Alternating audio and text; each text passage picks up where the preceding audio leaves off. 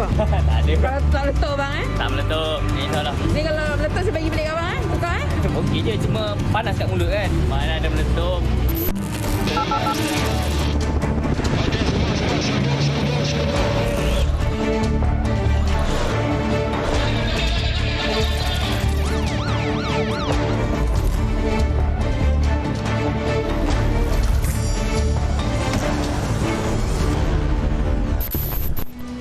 Assalamualaikum dan salam sejahtera. Anda bersama saya Sofia Nur Solihatun dalam 999. Meskipun perakuan keselamatan vape pakai buang diragui, segelintir peniaga dan pengimport masih bersikap lepas tangan akan bahana peranti tersebut. Sisa peranti pula dibuang secara sembrono tanpa pengurusan yang baik sehingga boleh menyebabkan pencemaran. Saksikan laporan bahana vape pakai buang disediakan wartawan Afifah Haminuddin.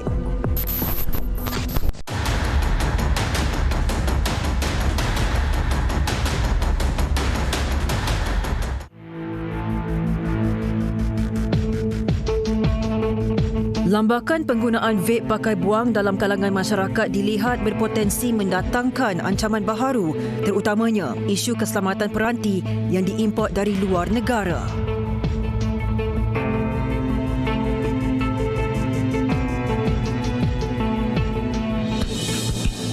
Selain itu, penjual vape pakai buang memainkan peranan penting dalam memastikan semua peranti elektronik yang dijual menepati ciri-ciri keselamatan yang ditetapkan.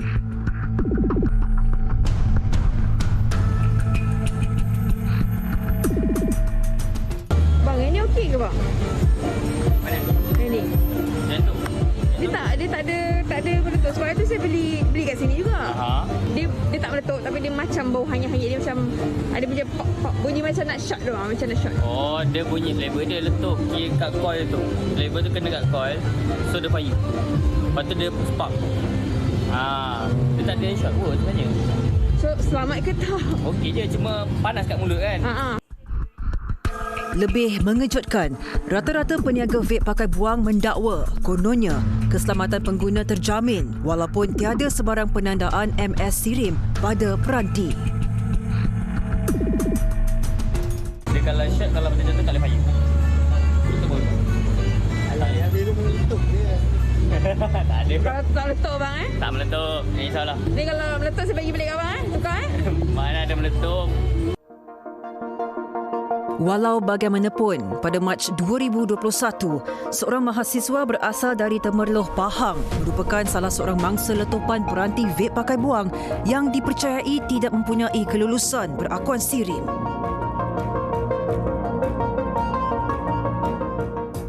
Baru sekolah tu saya start merokok. Tapi bila dah saya nak stop merokok, saya start lah vape.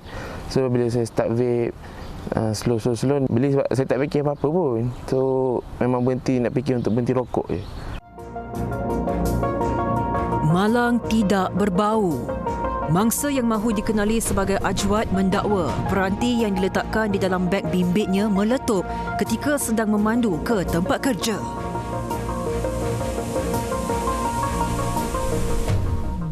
Betul-betul lepas keluar simpang rumah dekat masuk jalan besar lah.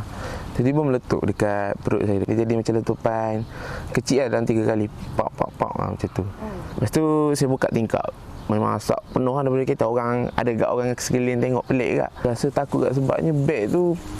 Kebetulan saya letak pouch bag tu dia banyak zip kan. Saya letak saya punya vape tu belah depan sikit. Beg tu bocor. Belah depan tu memang bocor meletup. Kalau saya letak kat belah belakang dekat perut saya, rasa meletup juga kat perut saya kot. Susulan itu, mangsa telah dihubungi dan dibayar ganti rugi oleh syarikat pengeluar peranti terbabit. Namun, individu berusia 24 tahun ini mengakui masih trauma untuk menggunakan vape. Kalau tengok dalam gambar yang saya share dulu tu, dia memang meletup dia, ni vape, dia punya meletup ke atas. Mana kalau saya isap tu, meletup ke sini. Sebab tu saya rasa boleh mati juga sebenarnya. Saya rasa kalau dalam atas motor, saya boleh accident. Kebanyakan vape pakai buang yang boleh dibeli dengan harga serendah RM10 dipercayai tidak mempunyai perakuan keselamatan daripada Sirim QAS International Sendirian Berhad, Sirim.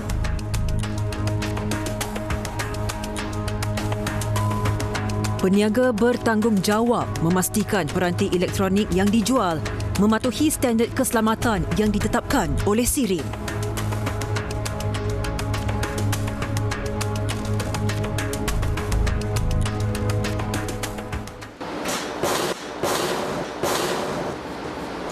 Ini adalah ujian kejatuhan yang mana kita jatuhkan peranti yang sebegini untuk ketinggian 1 meter. Selepas daripada kejatuhan ini, kita akan tengok sama ada produk tersebut akan pecah dan sebagainya. Jadi proses seterusnya selepas daripada ujian kejatuhan ini, kita akan buat ujian penyah cas sehingga habis kadar cas yang ada lah. Because kita nak tengok sama ada selepas ujian-ujian yang sebegini, peranti tersebut masih lagi berfungsi ataupun tidak lah. Menurut M. Zamri Mustafa, Ketua Jabatan Perkhidmatan Pengujian SIRIM QAS International, vape pakai buang yang tidak menjalani ujian keselamatan berpandukan standard piawaian produk MS2716 dikuatiri mampu mendatangkan bahaya kepada pengguna termasuk letupan bateri dan kejutan elektrik.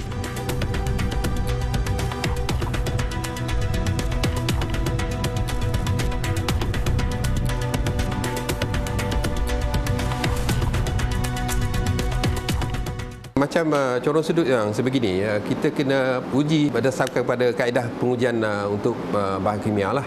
Jadi kita akan tengok sama ada corong sudut ni memenuhi standard food grading tertentu. Pihak SIRIM lebih tekankan supaya kalau boleh pihak pengilang sendiri dapatkan maklumat awalan untuk verify dan sebagainya. Sama ada jenis food grading yang macam mana yang ditentukan ataupun yang ada pada corong mulut ni lah. Kegagalan syarikat pengilang dan pengimport melakukan pensijilan berdasarkan ISO dan ISI 17065 atau menyalahgunakan label SIRIM yang ditetapkan boleh mengakibatkan lesen pensijilan digantung atau disenarai hitam. Apa yang kita pentingkan ialah barang ataupun gadget tersebut mestilah desain yang sama, komponen yang sama dan tidak ada apa-apa barang yang boleh ditukar di dalamnya untuk memastikan keselamatan gadget ataupun rokok elektronik tersebut. Selaras dengan kaedah pelaksanaan penandaan MS SIRIM, syarikat Nanosticks Innovation Sendirian Berhad merupakan antara pemain industri terawal yang mendapatkan sijil penandaan SIRIM untuk keselamatan pelanggannya.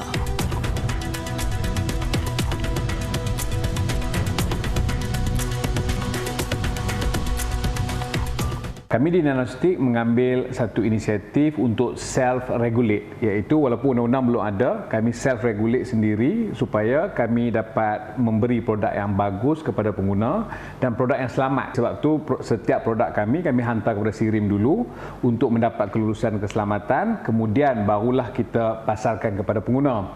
Sebab kalau kata kita pasarkan lebih awal, kita takut mungkin akan ada sesuatu kemalangan yang akan berlaku apabila produk itu dipasarkan secara besar-besaran dalam pasaran. Selain bahana letupan peranti, lambakan sisa pembuangan vape pakai buang yang mengandungi bateri litium secara sembarangan turut mendatangkan kesan negatif terhadap alam sekitar.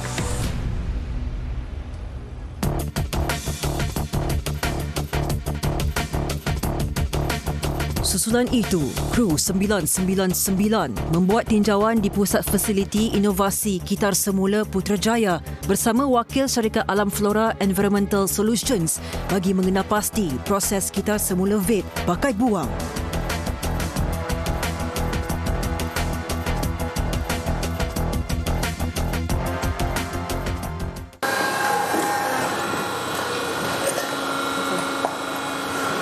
Kebanyakan orang awam akan menyangka bahawa vape pakai buang ini adalah e-waste dengan kewujudan antara bahan sisa kimia seperti formaldehyde, acetaldehyde dan juga acrylene yang boleh wujud sekiranya vape pakai buang ini tidak dilupuskan dengan cara yang betul.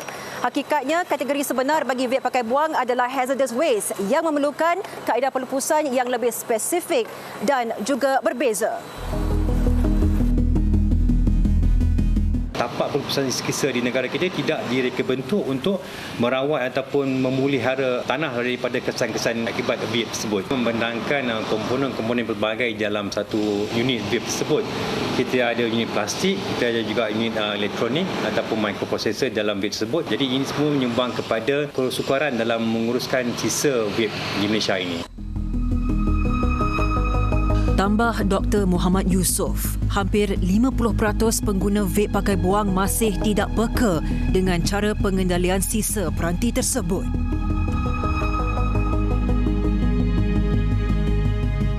Langkah segera yang kerajaan patut wujudkan sekarang adalah memastikan setiap pengimport vape tersebut perlu diwajibkan untuk mengambil semula atau mengutip semula komponen-komponen vape masing-masing supaya memastikan alam kita terpelihara. Sisa vape pakai buang yang terdedah kepada cahaya matahari atau persekitaran lembap boleh menghasilkan bahan toksik dan mencemarkan ekosistem. Berdasarkan beberapa jurnal di peringkat antarabangsa yang Green Growth Asia Foundation telah teliti dan juga kaji, kita mendapati bahawa peranti vape pakai buang ini sebenarnya mempunyai kesan jangka panjang yang sangat buruklah kepada alam sekitar, terutamanya kandungan merkuri, litium bila dibuang secara tidak terkawal ataupun tidak mengambil kira kesan dalam sekitar ni nak terurai itu mengambil masa yang sangat panjang. Bila didedahkan dengan cuaca yang begitu kuat, kita sangat khawatirlah bahawa kesan itu akan menyebabkan pembakaran terbuka, terutamanya apabila dibuang di tempat-tempat awam ataupun dibuang di tempat pelupusan sampah. Tambahnya, menurut kajian tempatan, sebanyak 85% pengguna vape pakai buang membuang sisa peranti secara sembarangan tanpa mengikut prosedur pelupusan yang sah. Saya kira kalau pihak industri vape ni dapat mengambil langkah proaktif untuk mengurangkan pembuangan vape pakai buang ni terutamanya secara berleluasa, mungkin juga melalui kaedah-kaedah seperti boleh menawarkan kepada pengguna-pengguna vape ni untuk tukar ganti ataupun untuk trade-in supaya kawalan ke atas peranti-peranti yang dikeluarkan tu juga akan dipastikan untuk kembali kepada pemain-pemain industri ni semula untuk dikitar semula ataupun untuk diguna pakai untuk seterusnya. Penggunaan vape pakai buang diyakini mampu mendatangkan mudarat bukan sahaja kepada pengguna, malah ia juga mewujudkan aliran e-sisa baharu yang tercemar. Justru, tindakan kawal selia bagi penjualan peranti terbabit perlu diperketat agar lambakan vape pakai buang tanpa perakuan keselamatan yang sah dapat dibendung. Tong minyak tu kita jumpa di kawasan ni lah, kawasan air ni dengan penuh dengan rumput rampai ni. Di situ kita perasan ada satu tong putih.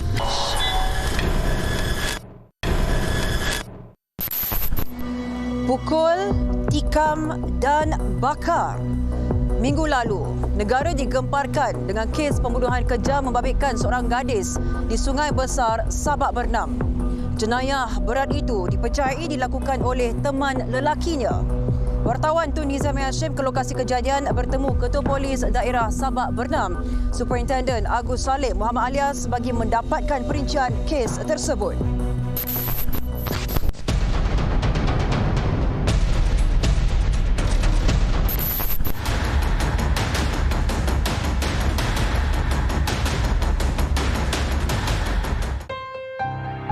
Seorang gadis berusia 21 tahun ditemukan maut dengan keadaan isi perutnya terburai dan 60% bahagian badannya terbakar di sebuah kebun kelapa sawit di Sungai Besar, Sabak Bernam, Selangor.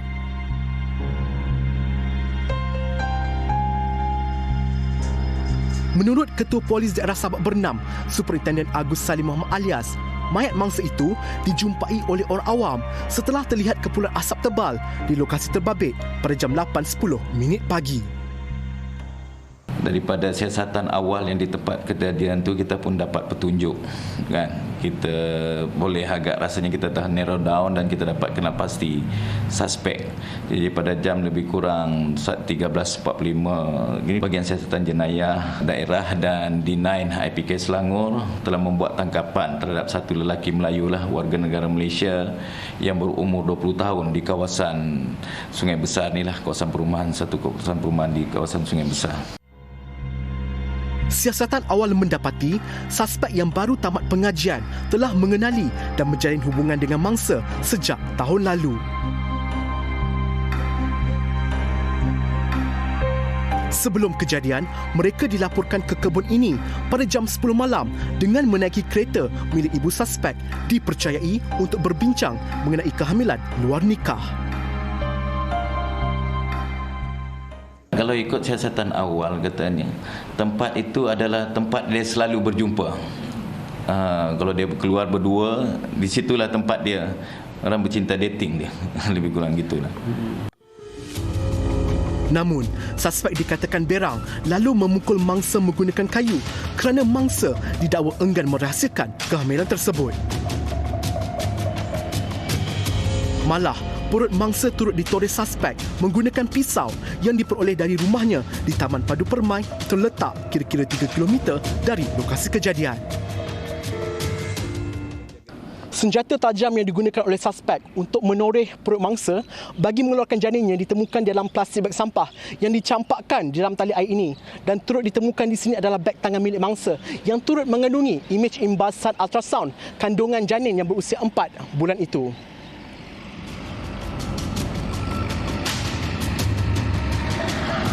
Tali air yang menjadi tempat pembuangan bahan bukti ini terletak di Jalan Lama Kuala Selangor, kira-kira 1 km dari lokasi pembunuhan.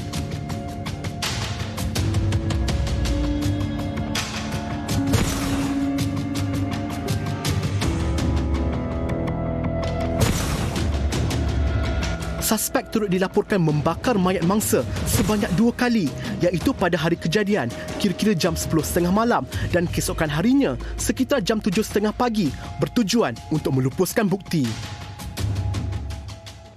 Tong minyak tu kita jumpa di kawasan ni lah. Kawasan air ni dengan penuh dengan rumput rampai ni. Di situ kita perasan ada satu tong putih. Jadi kita bawa keluar sebab semasa kejadian kita sampai tu kita perasan ada satu penutup tong. Jadi kita pun cari, mesti ada tong dia, jumpa tong putih di situ lah. Jadi bila kita nampak tong putih itu, kita pun ambil, kita saki ada barang-barang yang digunakan semasa itulah pembakaran itu berlaku.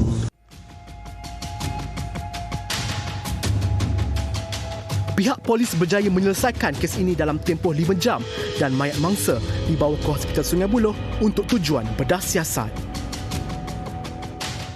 Kalau saya makan ke atas rekod lampau, rekod jenayah apa, dia ni tak memiliki apa-apa rekod. Lepas tu kita pun ada buat urine test ke atas dia dan memang dia tak terlibat dalam penyalahgunaan dada lah. Kalau siasatan awal, suspek ini dia buat kerja ni seorang ni dia je. Jadi tak ada melibatkan suspek lain.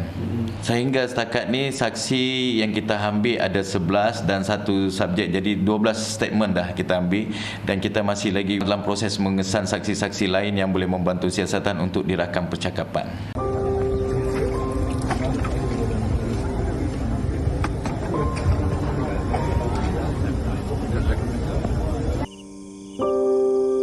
Jenazah Allahyarham dikebumikan di Tanah Perkuburan Islam Kampung Baru Nelayan setelah selesai proses bersiasat di Hospital Sungai Buloh 3 hari selepas kejadian.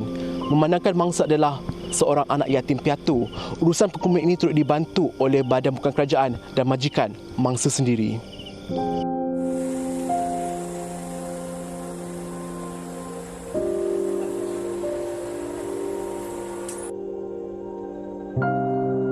Pemergian mangsa yang bekerja sebagai pembantu restoran turut dirasai majikannya Muhammad Irham Romsani.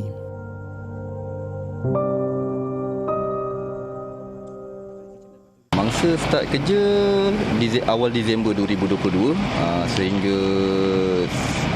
sehingga kes ni berlaku lah. Saya naikkan dia daripada pelayan ke cashier, kemudian sekarang dia dah buat akaun untuk kedai lah kan. Alhamdulillah dia dapat catch up segalanya lah. Dia salah satu tonggak kedai kita. Sebelum dia pergi, dia lebih kepada tak sihat lah. Dia demam, batuk, kemudian hari Ahad tu dia kata dia nak pitam. Jadi kita suruh dia rehat lah kan. Sebelum kejadian saya memang bagi dia cuti sehari lah untuk dia berehat. Muhammad Irham dan isterinya mengetahui mengenai berita kehamilan mangsa dan mereka bercadang untuk menghantarnya ke rumah perlindungan di Kuala Selangor sekiranya dipersetujui oleh ahli keluarga mangsa. Suspek pernah datang kedai lah, tapi kenal dengan lebih mendalam tu tidaklah, cuma kita borak-borak biasa je lah kan. Sedalam mana hubungan tu kita orang tak pasti, tapi nampak macam je lah kawan lelaki dengan perempuan lah kan. Tapi kita pun tak berapa rapat lah, cuma kita pernah berjumpa. Dia soft spoken lah, dia lembut lah kan. Memang watakkan dia berbeza lah dengan apa yang dia buat lah kan. Magistrate Mahkamah Kuala Selangor, Siti Haja Ali, memerintahkan tertuduh menjalani reman selama 6 hari bermula 24 Mei lalu. Reman ke atas tertuduh yang sepatutnya tamat pada 29 Mei lalu disambung 5 hari lagi sehingga 2 Jun ini bagi pihak polis melakukan siasatan terperinci dalam menyelesaikan kes ini, dan kertas siasatan dibuka di bawah Seksyen 302 Kanun Kesiasaan kerana membunuh.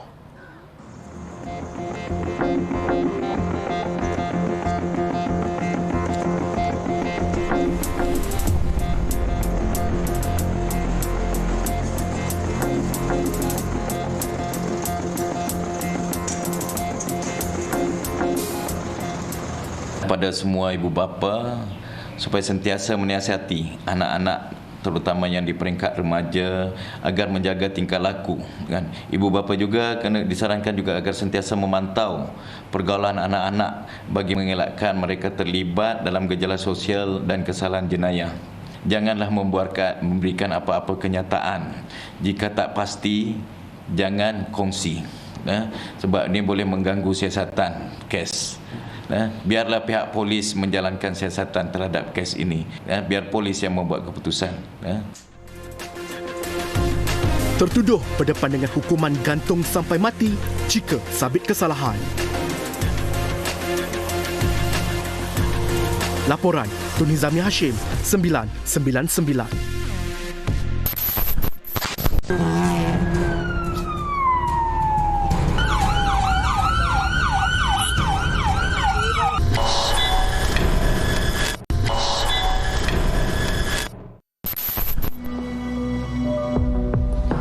Seorang kanak-kanak berusia 5 tahun maut digilis lori tanah ketika sedang bermain berhampiran rumahnya di Kampung Paya Mengkuang, Batang 3, Melaka. Mangsa dikatakan baru pulang dari sekolah tadika sebelum disahkan maut di tempat kejadian. Saksikan butirannya dalam Tragedi 999.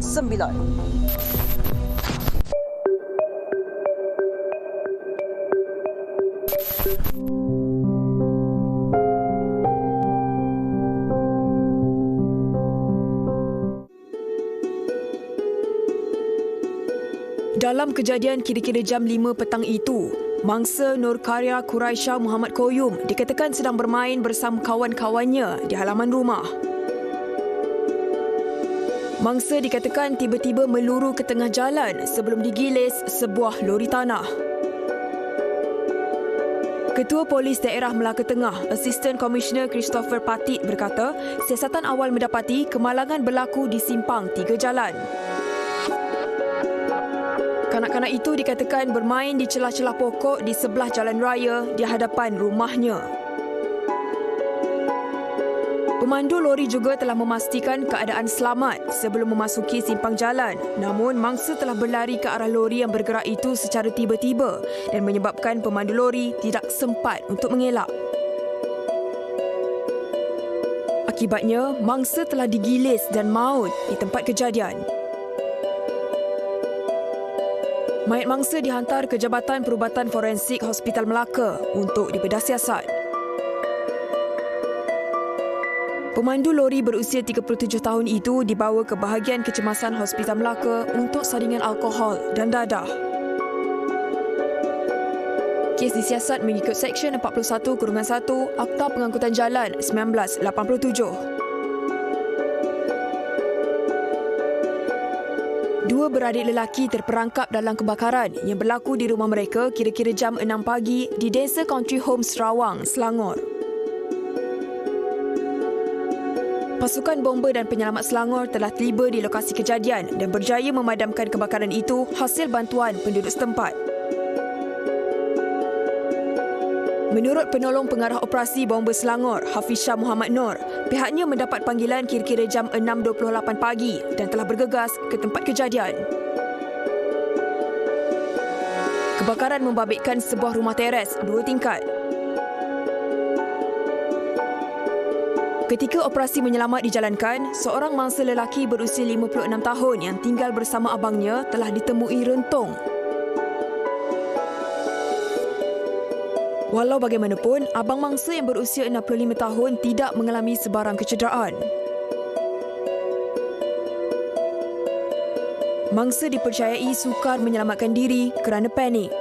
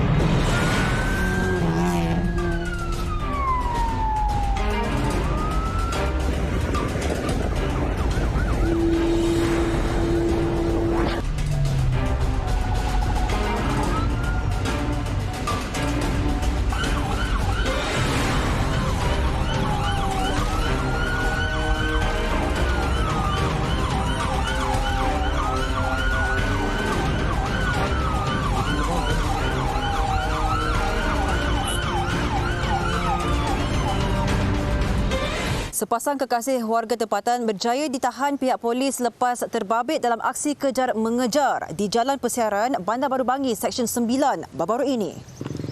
Mereka dipercayai cuba melarikan diri dengan membawa bekalan dadah jenis syabu sehingga berlaku pelanggaran membabitkan 5 buah kenderaan awam dan sebuah kereta peronda polis.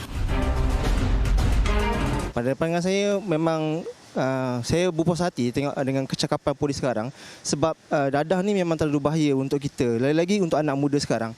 Kalau kita nak bertindak sendiri, kita pun tak ada asas untuk kita menahan diri. Walaupun ada sikit tapi bahaya untuk kita sendiri sebenarnya. Tapi lebih baik kita serahkan pada pihak polis sendiri untuk melakukan tugas mereka dan dalam masa sama kita rasa selamat bila polis bertindak dengan lebih cekap. Maksudnya kita membantu apa yang rasa kita boleh bantu saja. So bagi anak muda saya rasa dadah ni memang tak patut untuk kita ambil lah dan dia boleh merosakkan keluarga dan hidup kita sebenarnya. You as a wanita, you patutnya don't get involved with yourself dengan dadah. Sebab dadah ialah siapa-siapa pun actually bukan perempuan je. Lelaki pun kalau boleh don't get involved with this jenayah lah. I rasa benda tu membahayakan orang lain lah. Benda tu boleh jadi kemalangan pada orang yang tak terlibat langsung. Orang yang terlibat ni patutnya you ada sedar diri untuk stop dan just serah diri pada polis. Kalau you tahu siapa-siapa yang involved with dadah, I rasa you patut terus report pada polis lah. Itu yang sewajarnya sebagai masyarakat untuk kita bendung perkara-perkara benda ni daripada berlaku lah. Menurut Ketua Polis Daerah Kajang, Assistant Commissioner Muhammad Zaid Hassan, 4 anggota polis yang berada di lokasi kejadian menahan pemandu iaitu seorang wanita dan penumpang seorang lelaki, masing-masing berusia 26 dan 38 tahun. Semasa kejadian, kereta peronda atau MPV telah mengesan sebuah kenderaan yang mencurigakan dan dia minta supaya kenderaan itu berhenti untuk dibuat pemeriksaan. Tapi kenderaan itu enggan berhenti dan terus memecut laju daripada Kajang Utama masuk sehingga ke Sek Highway dan ke Tol Sungai Ramal. Dan di Tol Sungai Ramal pun dia melanggar palang tol dan kita kejar lagi sehingga dia ke jalan persiaran di Bandar Baru Bangi di bawah Seksyen 9 dan di sana baru kita berjaya berhentikan kenderaan dia dengan bantuan daripada kereta-kereta peronda yang lain.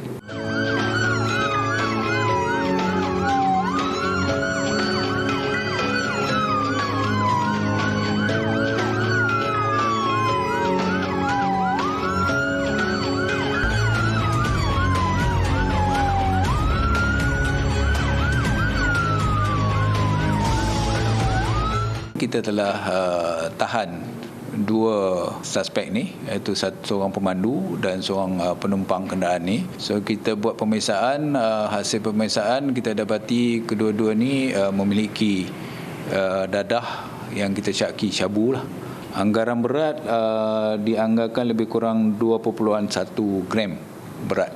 Dan kedua-dua orang ni juga kita telah buat ujian air kencing, urine test, dan dua-duanya positif dadah jenis methamphetamine. Kesalahan memiliki dadah dan memasukkan dadah ke dalam badan boleh disiasat mengikut Seksyen 12/3 Akta Dadah Berbahaya 1952 serta Seksyen 15/1/A Akta yang sama. Dan suspek juga boleh disiasat mengikut Seksyen 42/1 Akta Pengangkutan Jalan 1987 kerana memandu secara berbahaya. Menggunakan WhatsApp untuk mencari pelanggan-pelanggan dengan kadar sebayaran sehingga 1,500.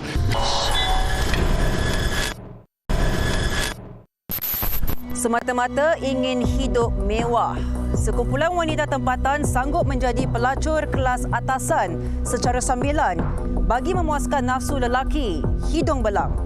Kadar yang dikenakan pula antara 400 sehingga 1,500 ringgit seorang untuk dijadikan teman berhibur termasuk perkhidmatan seks. Saksikan butirannya dalam 999 minggu ini.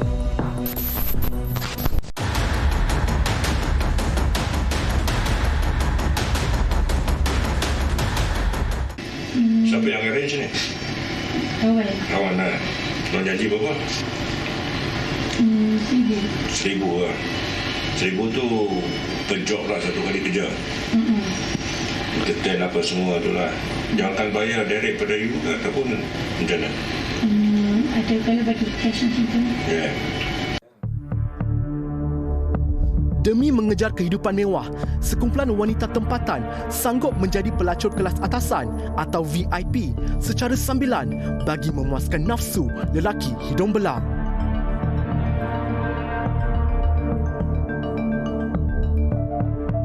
Serbuan yang dijalankan di sebuah hotel mewah di pusat bandar tersebut turut berjaya mengesan seorang wanita berstatus janda dipercayai berperanan sebagai ibu ayam bagi kegiatan yang tidak bermoral itu.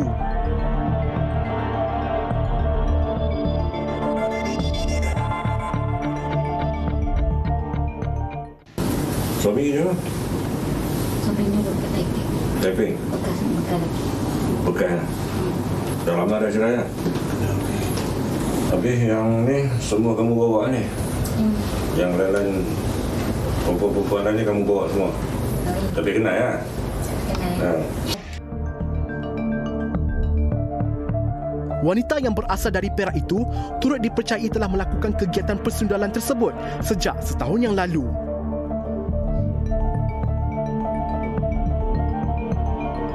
Rata-rata yang ditahan pula mempunyai latar belakang keluarga yang bermasalah.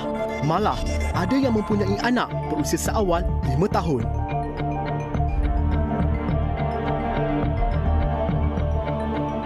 Kahwin dah belum? Belum. Ada beradik berapa orang? 3. Kamu anak nombor apa? Anak nombor 2. Ya. Family cerai. Family cerai. Mama ada lagi? Ada mak bapak ada lagi? Belum apa. Ayah kerja? Dalam. Nah? Dalam. Ke dalam? Mak? Ibu kerja kilang.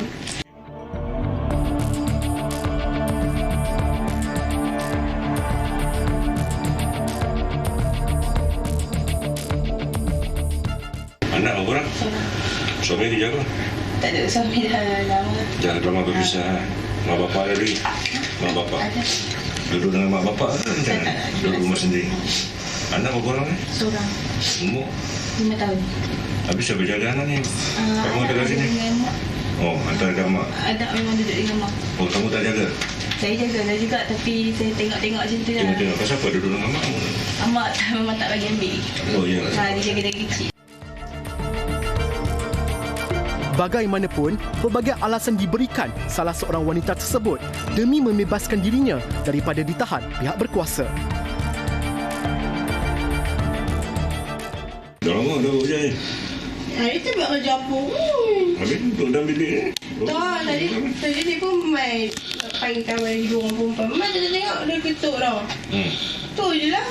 Main dengan kawan-kawan lah tadi ni? Tapi macam mana boleh ada kat sini seorang tak? Tak, tadi kami nak main, perempuan lagi 2 orang tu nak main masuk sini. Lepas tu dia orang tak tahu lift, lepas tu kita tengok dia ketuk dah. Dia kau nak datang sini untuk apa? Lepak kat sini lah. Siapa nak report ni? Buat beg apa semua tu dah ni? Lah, semua lah.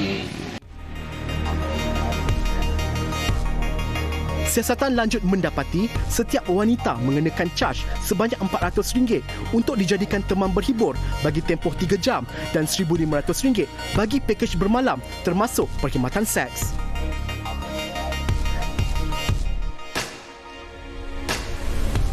Menurut Ketua Polis Daerah Timur Laut, Assistant Commissioner Sofian Santong, hasil risakan pihaknya, kegiatan kumpulan ini mula aktif sejak sebulan yang lalu.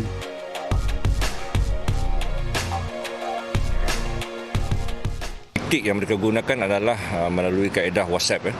Mereka telah menggunakan WhatsApp untuk mencari pelanggan-pelanggan dengan kadar sebayaran sehingga RM1,500. Dalam serbuan ini, pihak polis telah berjaya merampas sejumlah RM6,220 wang tunai dan juga 18 keping kondom daripada dijumpai di 6 bilik yang kita buat pemeriksaan secara mengejut sebentar tadi. 9 wanita berusia lingkungan 21 hingga 33 tahun ditahan di bawah Seksyen 377A serta Seksyen 372B Kanun Kesesaan kerana menganjurkan serta melakukan aktiviti persundalan.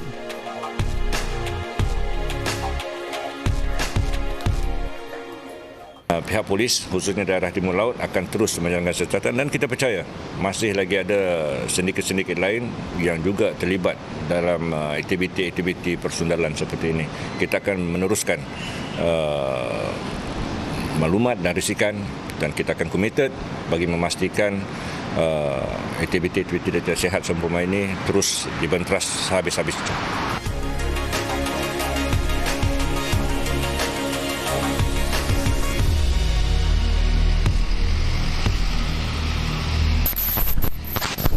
Lima kanak-kanak warga asing yang dieksploitasi sebagai pekerja buruh paksa berjaya dikesan di sebuah kilang yang memproses barangan terpakai di Jalan Teluk Panglima Garang, Selangor. Saksikan laporan serbuan Jabatan Siasatan Jenayah Bukit Aman yang membuka tirai rangkuman kejadian jenayah seminggu 999.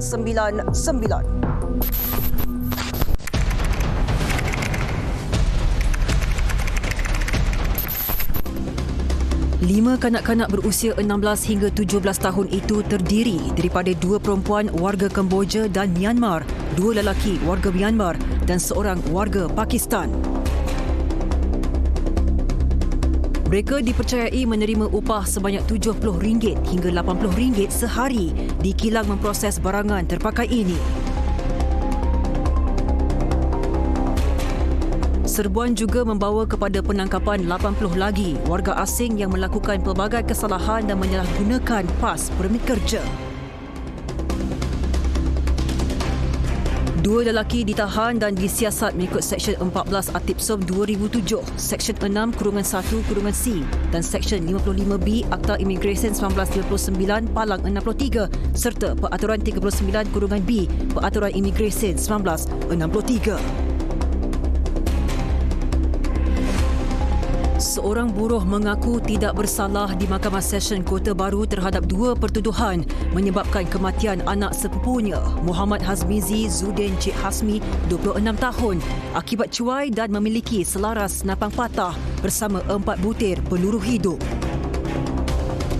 Tuduhan dibuat mengikut Seksyen 304A Kanun Keseksaan yang membawa hukuman penjara 2 tahun atau denda atau kedua-duanya sekali jika sabit kesalahan. Tuduhan kedua dibuat mengikut Seksyen 8 Akta Senjata Api 1971 yang membawa hukuman penjara maksimum 14 tahun dan sebatan tidak kurang 6 kali jika sabit kesalahan. 11 lelaki warga Indonesia ditahan di sebuah kondominium di Salak Selatan, Ceras, Kuala Lumpur dipercayai terbabit dengan aktiviti perjudian haram. Peralatan bagi menguruskan perjudian dalam talian turut dirampas termasuk 12 unit monitor, 6 unit CPU dan 23 buah telefon bimbit. Kes disiasat di bawah Seksyen 420 Kanun Keseksaan dan bersama Seksyen 4-1 Akta Rumah Judi Terbuka 1993. Kementerian Perdagangan Dalam Negeri dan Kos Sara Hidup Cawangan Sandakan berjaya menumpaskan aktiviti penyelewengan minyak masak bersubsidi dan merampas 4,400 kilogram barangan kawalan dalam satu serbuan di Sandakan Sabah.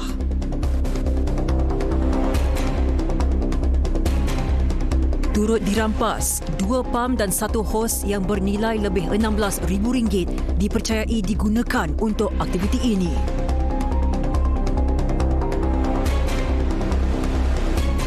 Seorang lelaki warga tempatan ditahan dan kes disiasat di bawah Seksyen 21 Akta Kawalan Bekalan 1961 kerana memiliki barangan kawalan dan menimbulkan syak yang munasabah.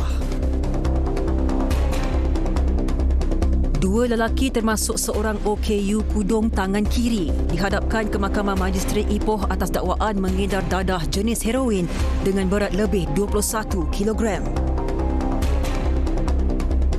Mengikut kertas pertuduhan, kedua-duanya mengedar dadah jenis heroin di Puncak Jelapang pada 16 Mei 2023 yang lalu.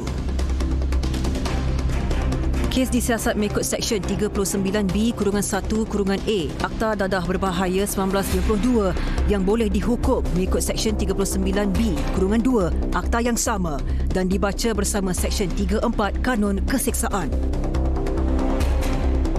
Sabit kesalahan boleh dihukum mati atau penjara seumur hidup dan tidak kurang 15 kali sebatan.